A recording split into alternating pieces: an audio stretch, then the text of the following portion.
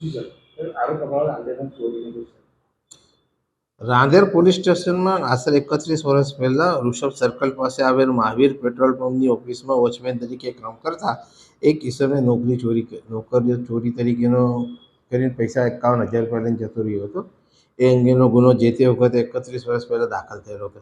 તેની તપાસ રાંદેર પોલીસ કરતી હતી અને અગાઉ પણ આ આરોપી નાસ્તો કરતો જાહેર થયેલો હોય છે તેની તપાસ પોલીસ કરતી હતી। ત્યારબાદ આ વખતે જે કેસ પેપર અગાઉના હતા એનો બારીકાઈથી પોલીસે અભ્યાસ કર્યો અને અભ્યાસ કર્યા પછી આ આરોપી મૂળ યુપીનો હોય અને હાલમાં મહાકુંભ જે ચાલે છે પ્રયાગરાજમાં એનામાં પણ એ આવવાની શક્યતા હોય, જે આધારે પોલીસે એનો જૂનું અને નવા ફોટા બે ભેગા કરી અને તપાસ કરતા આ એ જ હોવાનું અને એની બાકી બાતમી મળેલ કે આ આરોપી હાલમાં ત્યારે મહાકુંભ પ્રયાગરાજ જવાનો છે નાહવા માટે।